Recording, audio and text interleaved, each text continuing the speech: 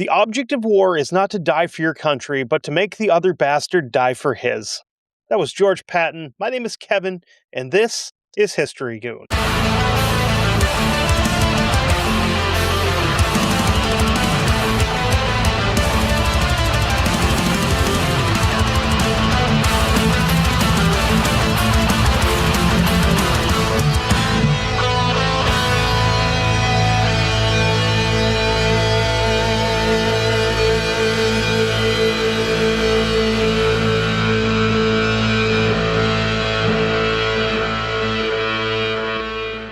I know I've started an episode like this before.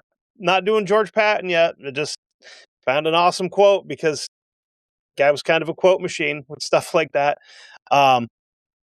This week, we are going to talk about a couple of just generally badass guys that served in the army during World War II. Not like that narrows it down or anything, but if you saw the title, you're going to realize.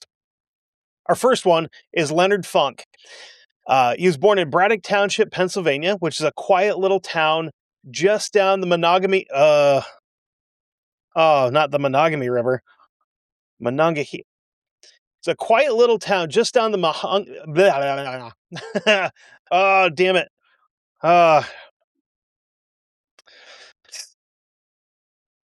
Just down the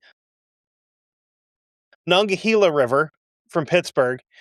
He was born there in 1916, and little did the Funk family know that this bouncing baby boy that they would bring home with them August 27th, 1916, would become one of the baddest sons of bitches in the history of the entire state of Pennsylvania. And that's saying something, because Fred Rogers is from Pennsylvania. And I dare you to find someone more badass than Mr. Rogers. I'll wait. Welcome to the neighborhood. Leonard Alfred Funk Jr., or Leonard as he would become known, had a pretty normal childhood. Nothing really that I found kind of stuck out as being abnormal. But again, he was born in the 19-teens, so we can kind of imagine what kind of childhood he would have had. Probably not a lot of timeouts or being told to talk about his feelings. You know, mom and dad were probably not big proponents of be like, hey, I know you're having some big feelings right now. This is more knock your shit off kind of feelings. That continued up into the late 80s and early 90s. Ask me how I know. Anyway, Leonard wasn't what most would consider to be a real big fella. Full grown, he stood at a towering 5 feet 5 inches tall and weighed in at 140 pounds. Huge, massive dude, just jacked to the teeth.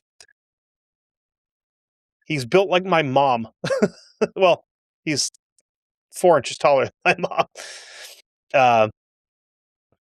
Or, basically how I would have been built in like 5th grade. Oh, I might have been bigger than 140 pounds in 5th grade. Anyway. So I'm not real sure if he didn't finish high school or if he was trying to continue his education, but he was attending school for adult learners in June of 1941 and decides, school, basically, I'm going into the army. And right after he made that decision, he went immediately to the closest recruiting office, which conveniently for him, he'd see some action shortly. At the age of 21, he ripped through basic recruit training. He then heard rumors that there was a new program that paid better than just being any old grunt on the ground. So from here, he would attend airborne school at Camp Blanding, Florida, and he was assigned to Charlie Company, 508th Parachute Infantry, 82nd Airborne. Hard-charging, skull-crushing, ball-smashing, death from above. An absolute nightmare for the Nazis. And this was actually the first of the parachute regiments to form at Camp Blanding. And I personally don't think that the 82nd Airborne gets the same kind of attention as it should because of Band of Brothers, which I know sounds weird, but that was all focused on the 101st Airborne, who, yes, I'm not going to say anything, total badasses, but I think a lot of people watched that and really locked in on the 101st. Oh, these guys are the best airborne there is. The 82nd was pretty damn good too. I mean, anybody willing to jump out of an airplane with everything they own strapped to their leg, land, hopefully not break anything when they land, and then get up and shoot people, pretty badass, comparatively. You know, I personally wouldn't jump out of a perfectly fine airplane unless I absolutely had to, but you'd also be hard pressed to get my ass in an airplane. Anyway, he's not going to be in the United States for too much longer after getting out of jump school because there was no Nazis here to kill. I guess there kind of was Nazis here. There's Nazi sympathizers here. But they're not really anyway. He ships off to jolly old England with the rest of his regiment, where they did further training to get ready for the invasion of mainland Europe. He thought this is a pretty good idea, considering the US has already invaded and conquered England, so this would probably be the next most obvious target. Now, when you picture the invasion of Normandy, June 6, 1944, you're probably thinking mostly of the actual beach landings, with guys coming out of Higgins boats and having to fight up the beach through machine gun fire and barbed wire and artillery and all of that. Like, yes, crazy people are doing this because they have to. And you don't really think about the guys that jumped out of airplanes during that. Again, unless you've watched Band of Brothers. And then that's all you think about when you're thinking about this part of it, because that's the only part of it they show in the movie.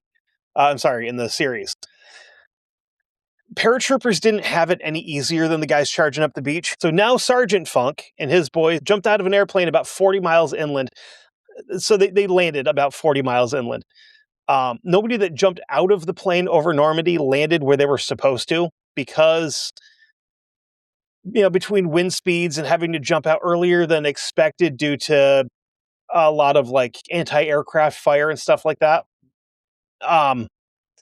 they were jumping all over the place. And the stories of guys landing and, finding dudes that they have never met before that are in like different divisions, different companies, stuff like that, those are true.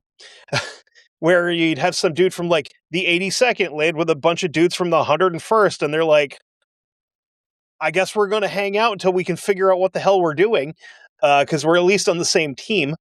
And nothing with any of this jump went according to plan. So when his group jumped, the plan was to kind of fight back towards the beach and take out as many artillery positions as they could on the way. When Funk hit the ground, he damn near broke his ankle, but that would not be enough to take him out of the fight. It wouldn't even slow him down, to be completely honest. They would spend the next 10 days carrying out night raids, blowing up 88mm artillery pieces, and making it miserable to be German and in France at the same time, which is good. That's a good thing to do. It's already miserable enough to be French. So I'm allowed to say that. My family came here from French Canada, so at least they had the common decency to leave mainland France and not, be that kind of French. We're hockey French, not smelly cheese French. Which I'm not sure if I've mentioned this or not. The the way that the population of Quebec exploded the way that it did with Europeans was because there was a bunch of dudes that were sent over here as fur trappers and loggers and stuff like that.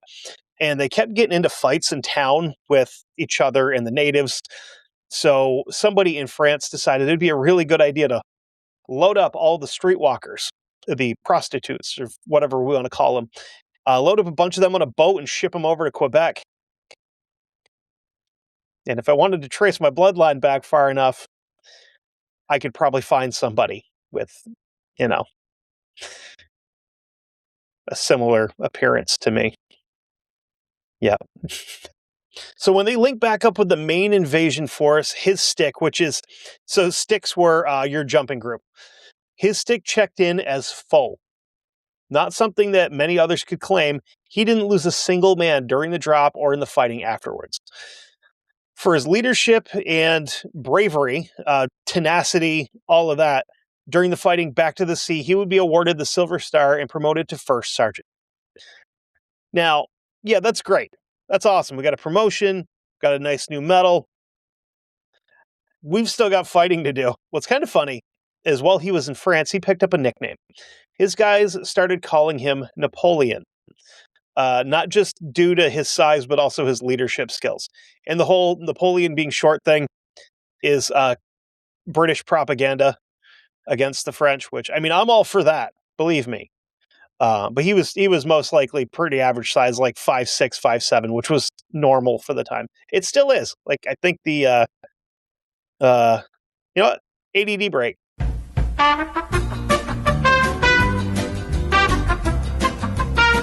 So from what I could just find on this quick little ADD break, for like the US, Canada, France, UK, that area, average height today is anywhere between 5'7" and 5'10" for men. So Napoleon was probably somewhere in there. But again, it was British propaganda. So, you know, like, oh no, you could have just been like, he smells, because he probably did. And he wrote a bunch of like nasty letters to his wife about when he was coming home from fighting, saying, hey, I'll be home in 30 days. Don't shower. Gross. I'm pretty sure you can find those letters. I'm not going to do it right now, though. So from here, after we've invaded Normandy, he's about to catch a break because he would be involved in the largest multi-day airborne invasion of all time, Operation Market Garden. So this is a day off compared to Normandy, right? Yeah, not quite. This was designed by British Field Marshal Bernard Montgomery, who, again, depending on who you ask, is either one of the most brilliant minds that the British military has ever produced, or he's a buffoon.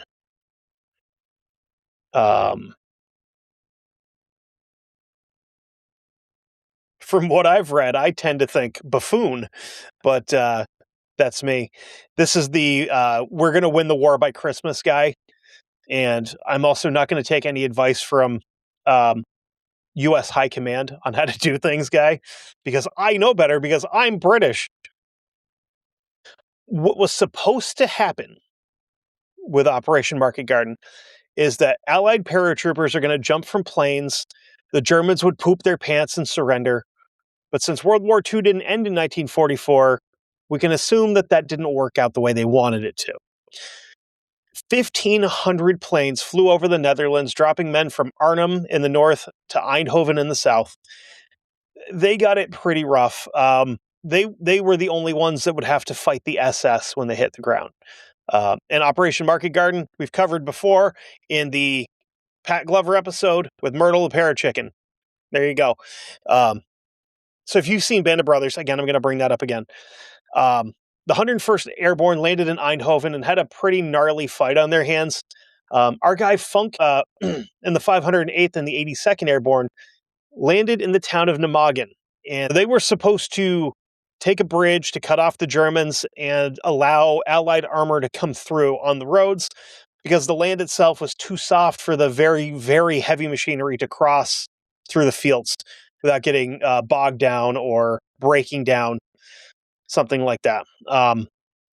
Which is one thing that we did better than the Germans when it comes to tanks, is with the Sherman, they didn't hold up as well in fights as like the Panzers did, but they were cheap enough that we could make replacement parts, whereas the Panzers were not. So if you blew the tracks off a Panzer or something like that, it was just dead because they didn't have the ability to get replacement stuff for it. Whereas the Shermans, welcome to America. We throw money at our problems when it comes to the military. And we could just produce hundreds of thousands of extra tracks. And then they're being shipped to England because the Brits are also using Shermans. So we can just store them there. And then if we need them, we ship them over. Supply lines are awesome, unless you're German, and then your supply lines are not so good towards this part. So they would actually jump on the first day of the invasion in 1944. For the first time in the war, everyone, which 90% of his group, landed within 2,000 feet of the drop target, which is impressive because that does not happen in World War II. This wasn't necessarily a good thing because with everybody landing in like a fairly tight group, that made it really easy for the Germans to like pinpoint landing zones and pepper the Allies with small arms, mortar, and you can also direct tanks in pretty easily that way too. So Funk's group particularly were ordered with taking on a couple of anti-tank guns to kill the crews because they are hammering the U.S. gliders as they're coming in trying to land. As disappointing and disheartening as this operation would go on to be, it wasn't for lack of trying on the part of the 508th. Funk and a small contingent of his squad charged the gun emplacements, hurling grenades and then mopping up the Germans in the positions with automatic and semi-automatic fire. He led his men to kill 20 Nazis and didn't lose a single man on his side. For this, he would be awarded the Distinguished Service Cross, which is the second highest award for badassery that the Army offers. Now, that's not enough. We've been through Normandy. We've been through Market Garden. Why not keep going? I mean, we're still in Europe, right? We may as well just keep fighting. So he is, at this point in time, he's still an NCO, which means he's working for a living. He's not an officer that's going to be able to sit back at like HQ and look at maps and give orders and drink coffee. He's out here fighting people because he wants to be out here fighting people. He continues his tour de killing Nazis across Europe. Next stop is Belgium in the winter, which is bad. He's headed for one of the most brutal fights of the war. There's a push being made from Belgium into Germany, and this causes something called a salient, which I'm pretty sure we talked about in the Francis Pegamagabo episode, where a salient is when you push through the enemy lines in one particular little area where it creates, like, if you're looking at it, like there's a line here, right? And you push through and it creates a bubble, or maybe like a bulge, if you will, in the enemy lines. And this just so happened to be in the Ardennes forest. The big problem is that airborne troops are not equipped to fight against armor or in the winter. So they're about to have a very bad time. Airborne troops were deployed here to fight off what would become the last big push that the Nazi war machine would be able to muster of the war. This battle here, this is where Leonard Funk becomes immortal. Yeah, he fought at Normandy and he did some wild stuff there. Yeah, he jumped into Belgium and had to fight the SS. This is where he makes his bones, is during the Battle of the Bulge. He's not the only one, but he's the only one we're going to be talking about right now. A lot of these guys became legends because of this, but we're not talking about them right now. We're talking about Leonard. Not in the fighting, his XO, which is an executive officer, was killed in the fight, and he decides that he is the captain now. He ends up taking command and starts looking for some guys to help him assault the town of Holzheim. And unfortunately, finding nobody, he has to improvise. So he goes into the clerk's office to try to see if anybody's penciled in to, come back to the front. And he thought, there's a bunch of riflemen in here just standing around doing clerk duty and supplies and shit. What if I were to, steal a Dick Winters line here and tell him, hey, you're a rifleman first, a pencil pusher second. So grab your stuff and let's go. He rounds up about 30 of these semi-non-combatants, or in the words of the supremely talented Ben Thompson over at badassoftheweek.com, the Renegades of Funk. If you have never read any of the badass books that he's written, or been to badassoftheweek.com, or even listened to his podcast called Badass of the Week. He is a fantastic author. He is my style of author, where there's a lot of words in there that I usually censor out for YouTube and whatnot. But it's a lot of fun to read about. He's going to lead these boys on a little adventure. He grabs these guys and they assault this town through waist-deep snow and just a bastard of a blizzard. And the late Christmas gift the Germans had for them, artillery strikes. Lots and lots of artillery strikes. Trees are bursting around them, throwing pieces of shrapnel at the ragtag crew of warriors, but that wouldn't stop them. They had Leonard Funk at the helm. They attacked the town, clearing house after house and collecting German prisoners like Magic the Gathering cards. All in all, they came up with 80 German captives, and this would not quench the thirst for dead Germans that Leonard Funk had. He left 4 of his guys to keep an eye on their new friends, and he took the rest of the force to continue the attack. Unfortunately, the Germans are a crafty, some may say sneaky people.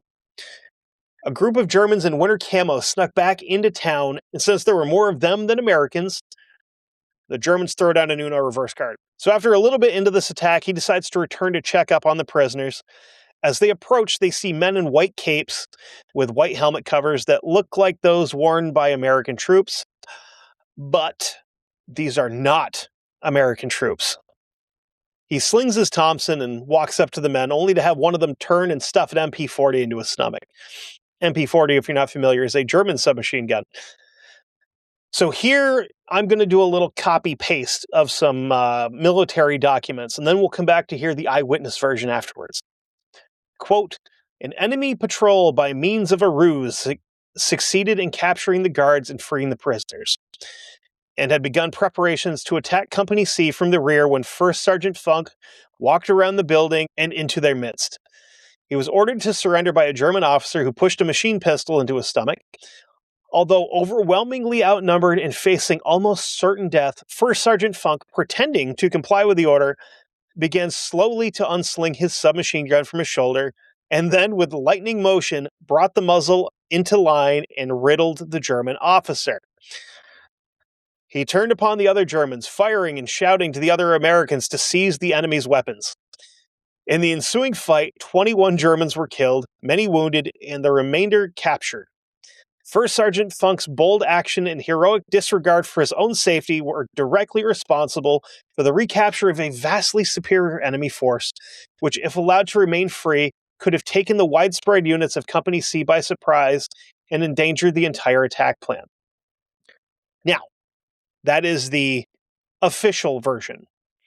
The very dry version, because that's how government paperwork is generally. It's just very, this happened, and then this happened, and then this and that.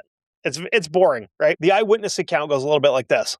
The German officer started yelling at him in surprisingly German. Funk didn't grow up in the right part of Pennsylvania to know German, so he did the polite thing and just smiled and nodded. The officer kept yelling at him to the point that Funk lost control and started laughing. The officer started getting a little pissy about this and starts yelling more and even louder. And he kept telling him he didn't understand what the he's saying. So the situation got a little awkward. And some of the surrounding Germans started laughing too. The officer looked at his men with what I can only guess was absolute disgust. Leonard Funk was still laughing as he whipped his Thompson around and unloaded a full stick magazine, which is 20 rounds, into this Nazi's guts. He reloaded quick as a flash and kept shooting. As Germans died, his guys picked up guns and kept killing. In under a minute, 21 Germans laid in the snow with steam rising from their wounds. Another 24 were recaptured. The Battle of the Bulge marks the last of First Sergeant Leonard Funk's major contributions to the war. He left military service in June of the same year with an honorable discharge. This, however, was not the end of Leonard's story. After separation, he continued serving with other members of the armed forces by working for the Veterans Administration of the VA until his retirement as a division chief of the Pittsburgh Regional Office after 27 years. He continued to live out his life in his hometown in Braddock Township, Pennsylvania. America's Napoleon died November 22nd, 1992, comfortably in his own home. Leonard Funk never married and had no kids.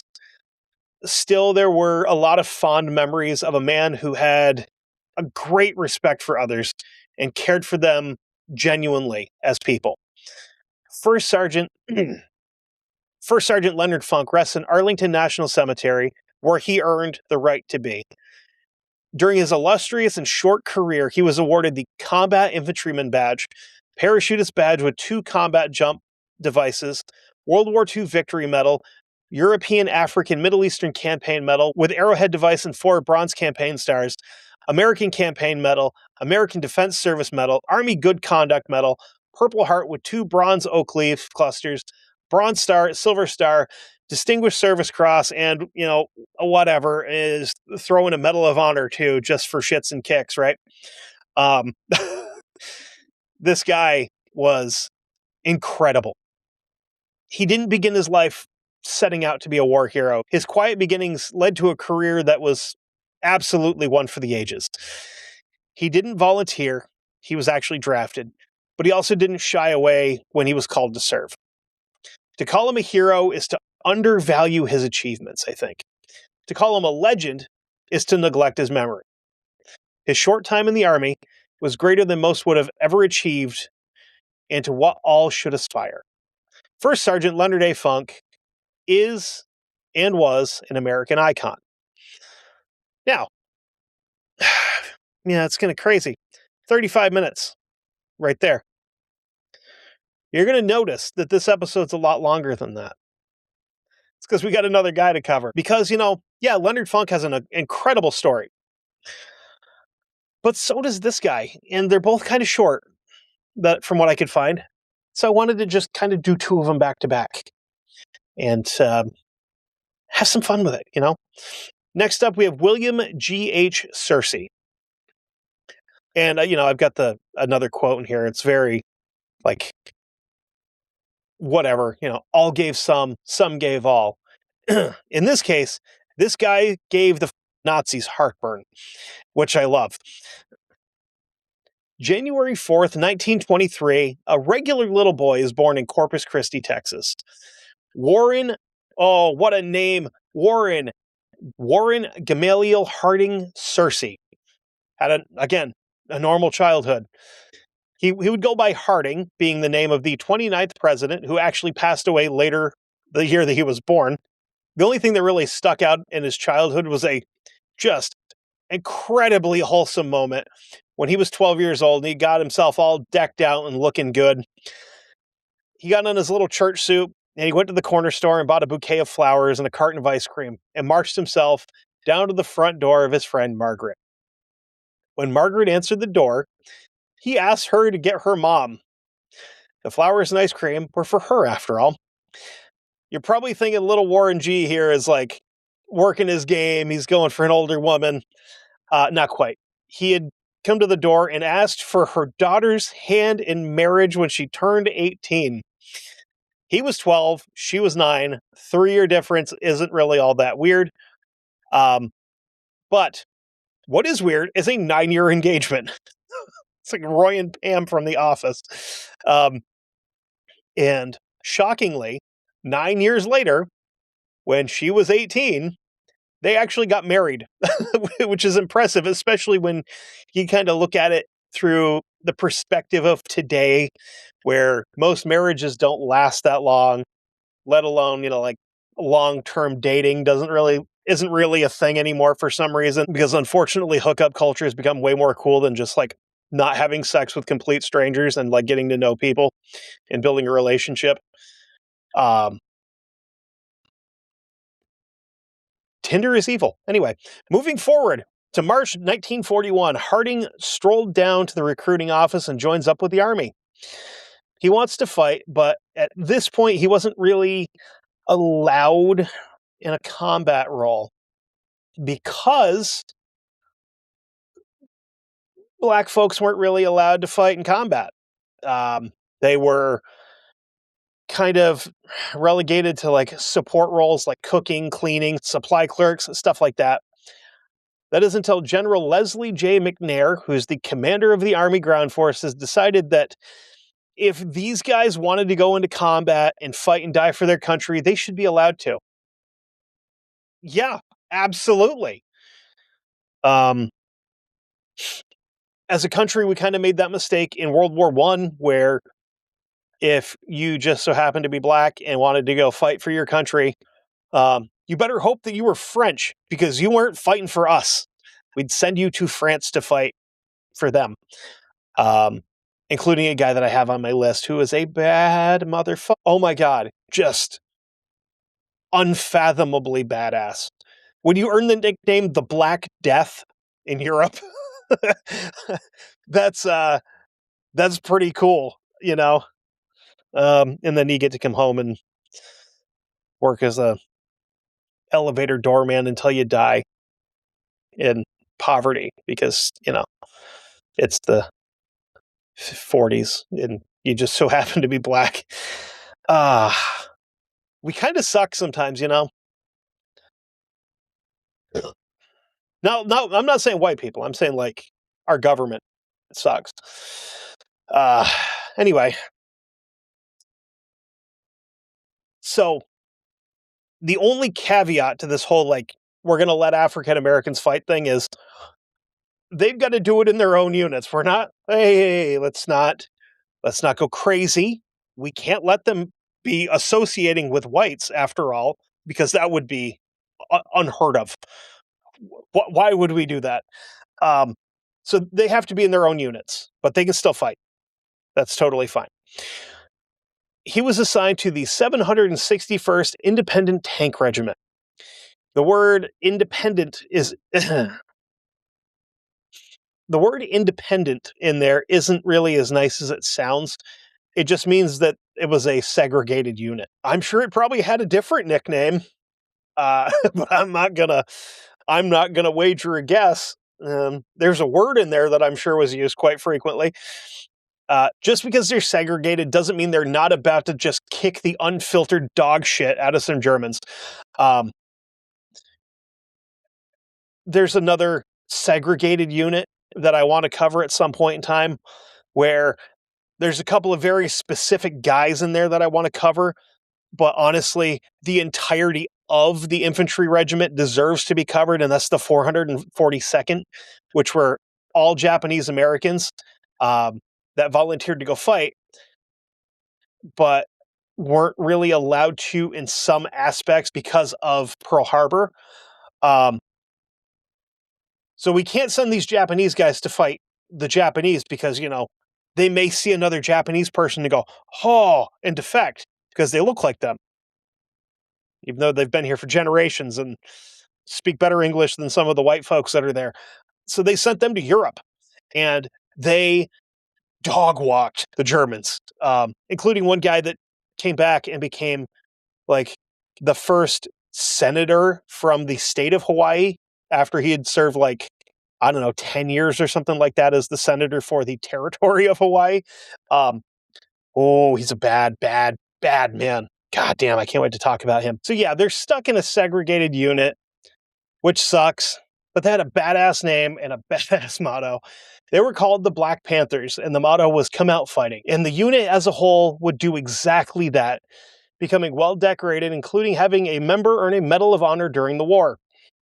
Which again, for an African American to win the Medal of Honor during World War II, he really had to go above and beyond the call,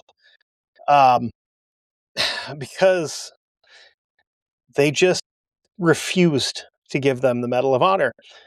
I've covered a guy on here, Edward Carter, that he was early on, like he was like, man, like first 10 episodes early on, that fought his balls off during World War II, that didn't end up getting the Medal of Honor until he was dead, like 20 years. And it was awarded to his son because they finally went through a bunch of war records and found that I think there were 7. There was 7 that qualified for it. No, there was 10 that qualified for it, 7 that received it, I believe.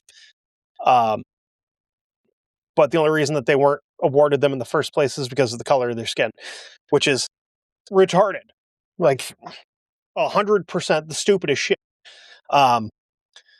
So by most accounts, it seems like our buddy Harding here had been hiding a deep-seated craziness. One of his unit mates said, quote, he wore horn-rimmed glasses and had these baby cheeks with soft fuzz on his upper lip that never survived into a proper mustache. He was a quiet, easygoing, polite, and meek young man. But you know what they say, still waters run deep. That was him outside of combat.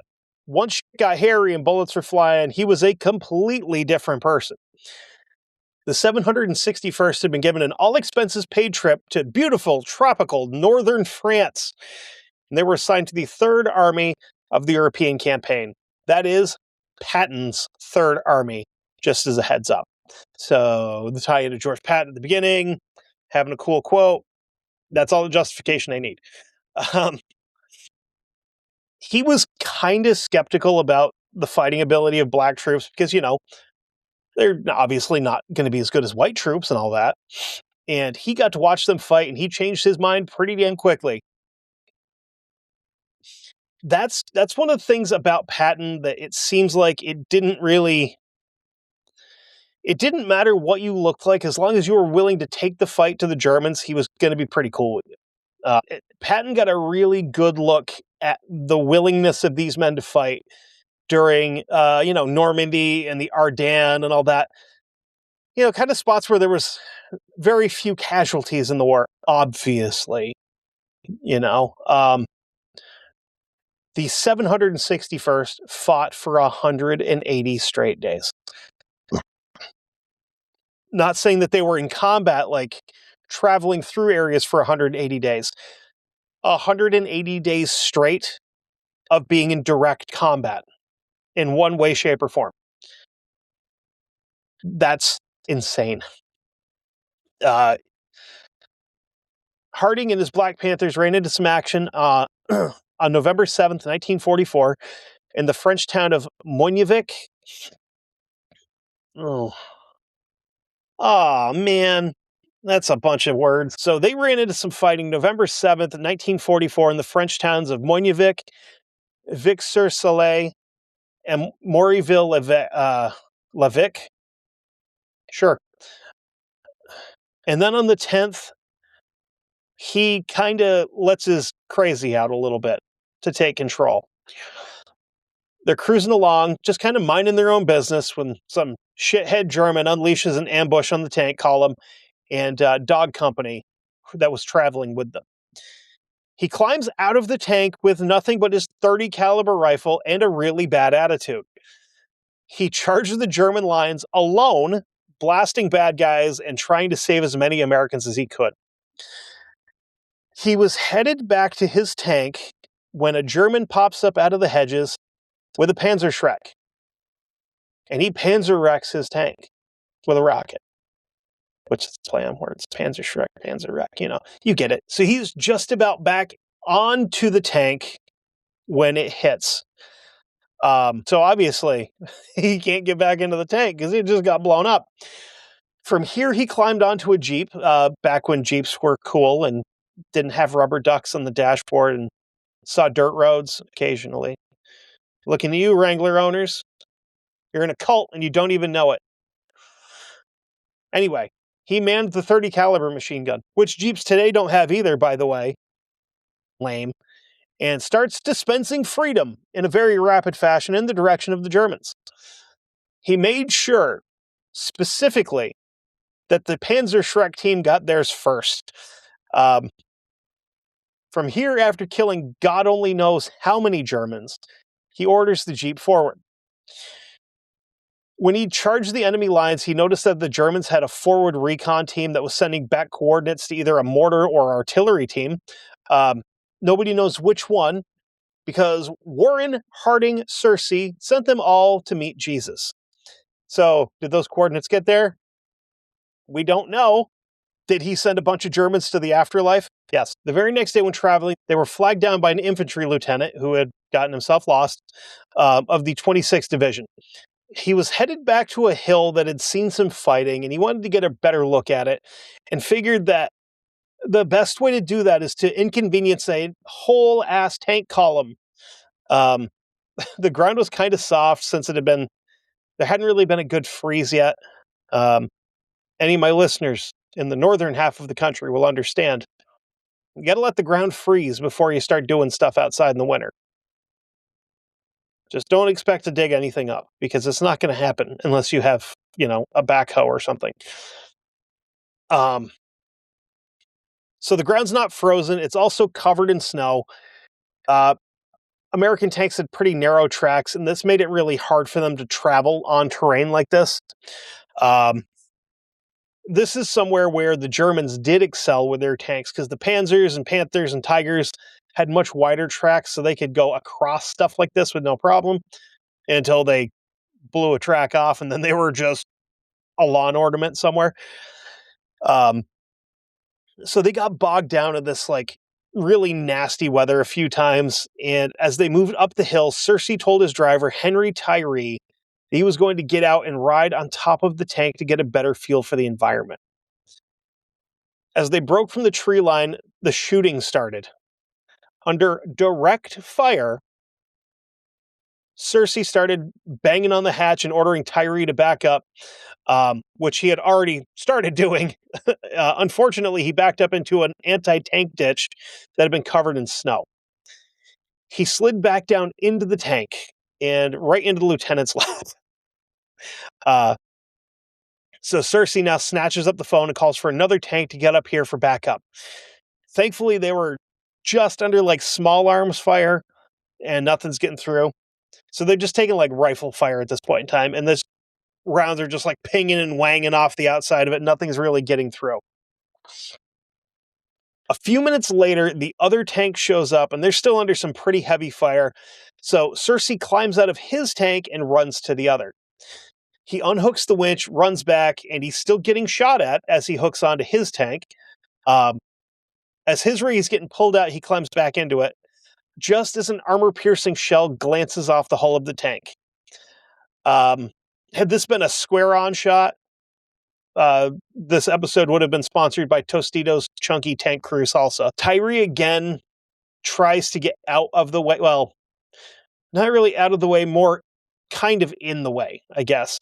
He's trying to position the tank between the Germans and the infantry guys that are trying to get him unstuck.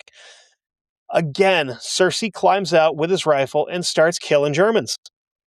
Over the course of the next few hours, it became all hands on deck to get this tank and the crew out of this ditch, and they keep coming under fire.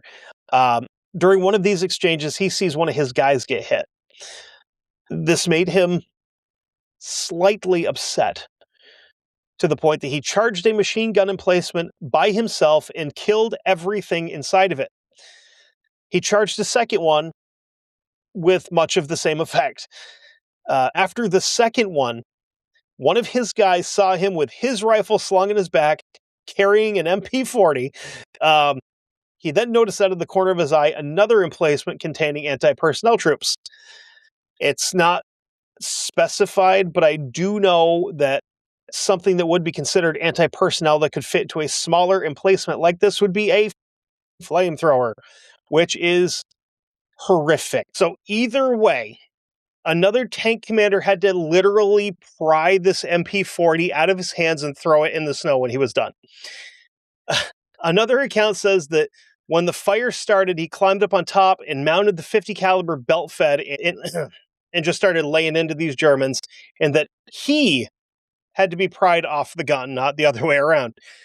The second one came from the unit historian, so that's probably the more believable of the two stories. So from here, he didn't see much more action until after the war, when he was assigned to be a prison guard for the Nuremberg trials, which I'm sure that the Germans were just absolutely tickled pink to be taking orders from what they would have referred to as a mud person. I do like the idea that maybe, just maybe, he had a run-in with this that miserable bitch Irma Grease, though, who we just talked about not that long ago in our last World War II episode that we did. What a terrible person. Anyway, after the war, he went back home where he was no longer the baddest man in the 761st. He's just another black guy in the South in the late 40s, and he was treated as such. Basically treated like a second-class citizen, um, not treated like a person. And he kind of decides here, to hell with this, I'm going back to war, because at least there I'm treated like an equal. And he re-enlisted to go fight in Korea. In 1952, he was outside of his tank when he was hit with a Chinese mortar shell and severely injured. He'd be shipped back home and bounced from military hospital to specialist to doctor for the next 10 years. He would die in his home in 1976 as a war hero and one of the first African Americans that would actually be allowed to fight for his country. So his story is obviously not as uplifting and happy as Leonard Funk's, but there's also the whole like, hey, racism was a thing. But anyway, I wanted to just cover a couple of guys that I didn't have a ton about for either one of them. But just really fascinating stories, because you get to see the same conflict from the same side from two different perspectives, I guess would be the way to put it. But yeah, that and, talking about good guys for once is kind of nice too.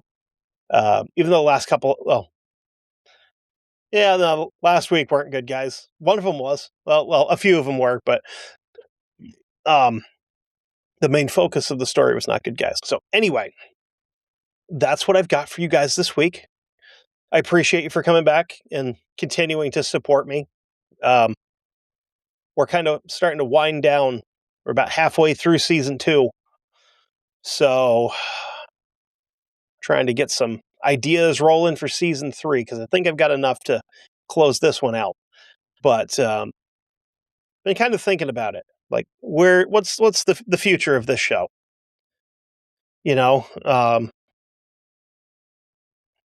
What are we going to do moving forward? Think we're going to see some changes with season 3. I've been thinking about some stuff as I get closer to it, where kind of thinking about trying to maybe kind of shorten some of the episodes, because I know that not everybody can sit and listen to an hour and 45-minute episode or an hour and a half long episode. So I'm going to try to narrow them down to like that hour 10-minute kind of mark for next season.